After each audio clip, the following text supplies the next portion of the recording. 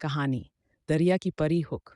रात के सन्नाटे में जब चांदनी दरिया की सतह पर चमक रही थी, एक मछुआरे ने किनारे पर एक सुंदर लड़की को बेहोश पड़ा देखा। जैसे ही वो उसके पास पहुंचा, लड़की ने अपनी आंखें खोली और उसकी नीली आंखों में दरिया की गहराई झलकने लगी। कभी मेरा राज मत खोलना, वरना दरिया तुम्हें वापस बुला लेगा, उसने फुसफुसाते हुए कहा। जब वह जाल डालने गया तो उसे किनारे पर एक बेहोश लड़की दिखी। वह बेहद खूबसूरत थी। छोटे घुंघराले भूरे बाल, बड़ी चमचमाती नीली आंखें और पारदर्शी तितली जैसे पंख जिन पर सफ़ेद धब्बे थे।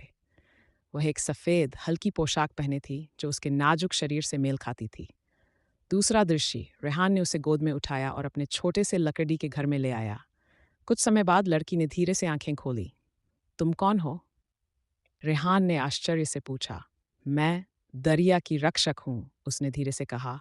लेकिन आज मैं बहुत कमज़ोर हूँ। वादा करो, मेरे बारे में किसी को मत बताना। रेहान ने सिर हिला दिया और उसकी देखभाल करने लगा।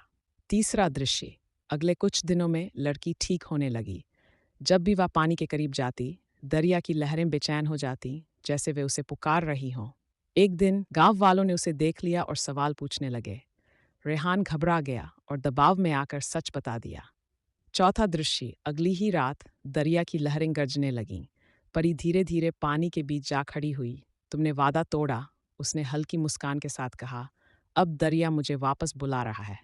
रेहान ने उसकी ओर हाथ बढ़ाया, लेकिन एक तेज लहर ने उसे दूर फेंक दिया। उसने अंतिम बार परी को मुस्कुराते हुए देखा और फिर वह पानी में समा गई। सुबह हुई तो दरिया पहले से ज्यादा शांत था।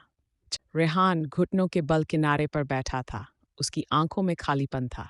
जहां परी खड़ी थी, वहां अब बस कुछ छोटे चमकते हुए तितलियां उड़ रही थीं। दरिया अभी भी उसकी यादों को अपने भीतर समेटे हुए था। न्यू आने वाली स्टोरीज़ के लिए सब्सक्राइब करें। Thank you.